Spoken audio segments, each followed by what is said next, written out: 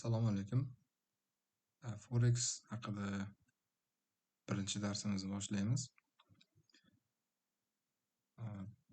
Kanalda mana shu kanalimizda описаниеga kirsangizlar, bitta dokumentga ссылка bo'ladi. Shuni ochsangizlar, mana shu dokumentda materiallar to'ldirib boraman. Bunga o'zgartirishga dostуп berilgan.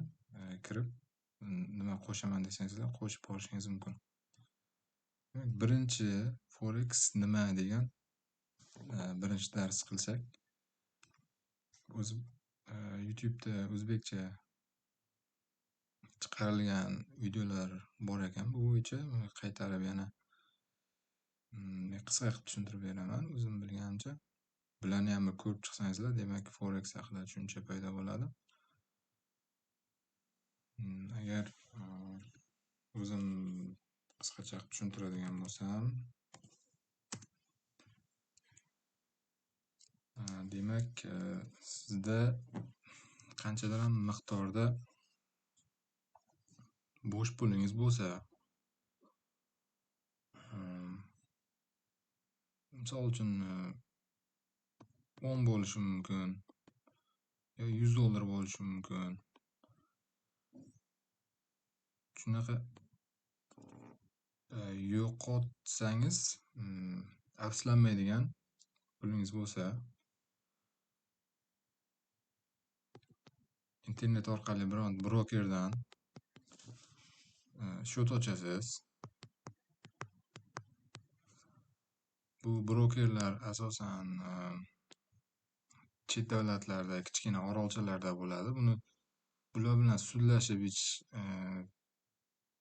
biron narsa erisha olmaysiz. Shuning uchun katta pul tiksangiz ham yo'qotish ehtimoli yuqori bo'ladi. Shuning uchun kichik pul bilan bu bozorga kirsa bo'ladi. Demak, bu bozorga kirdi degani brokerda shot ochiladi. O'sha shot shu pul orqali to'ldiriladi. Endi bu bozorda valyutalar savdosi bo'lishi mumkin. Qimmatli qog'ozlar, kriptovalyutalar, natural resurslar savdosi bo'lishi mumkin. Hamma savdo deganda siz ikki xil operatsiya qilishingiz mumkin. Buy degani bu sotib olish yoki sell qilishingiz mumkin, sotish. Hamma o'sha simvollarda, simbol deymiz, bu valyutalarni simbol deyishadi. Hamma simvolda bir xil ishlaydi. Masalan, buy desangiz, mana shu narxda buy dedingiz, grafik bo'yicha o'sha narx tepaga qarab ketsa, plyusda bo'lasiz. Pastga ketsa minusda bo'lasiz. Sell teskarisi. Sell qildingiz, pastga ketdi, plyus bo'ldingiz, tepaga ketdi, minus bo'ldingiz. Masalan, buy qilib, mana shu joyda o'sha ochgan pozitsiyangizni yopsangiz, plyusda bo'lasiz. Mana shu yerda sell qildingizmi, tepaga ketdi, mana bu yerda yopdingiz, minus bo'ldi.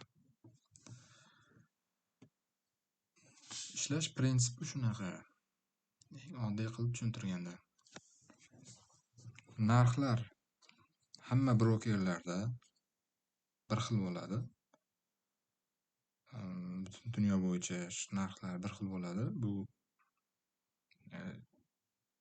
o'sha internet orqali, o'sha kuchli serverlar orqali bu hammasi bir xil narxda ta'minlangan bo'ladi. Endi brokerlar o'zida ozgina farq qilishi mumkin bitta brokerdagi narx bilan ikkinchi brokerdagi narx. Ba'zilarda endi spread deganlari kam bo'ladi. Buni sekin-sekin ish jarayonida o'rganib, lekin spread narxni bitta brokerdan ikkinchi brokerdagi narx uncha katta bo'lmaydi. Shuning uchun boshlanishida uni uncha ahamiyati yo'q. Xullas tushuntiradigan bo'lsam, shu. Demak, videolarni ko'rib chiqasizlar. Asosan endi shot ochgandan keyin mana MetaTrader degan programma ko'pchilik ishlatadi yoki TradingView degan bo'lishi mumkin. Eng ko'p ishlatiladigan shu MetaTrader. Buni telefonda ham ishlatsa bo'ladi, kompyuterda ham.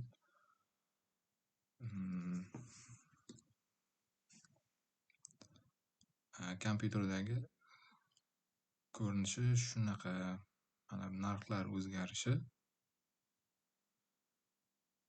Masalan, mana shu yerda pozitsiya ochilgan, mana bu yerda yopilgan.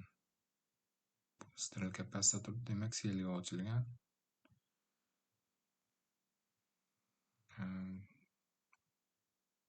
Narx o'zgargandan keyin yopilgan. Xullas,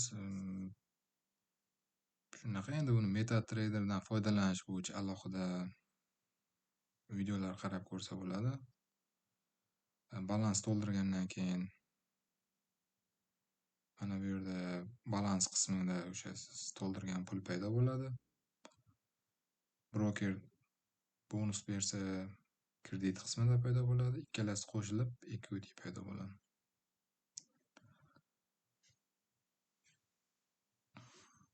Birinchi dars bo'yicha shu.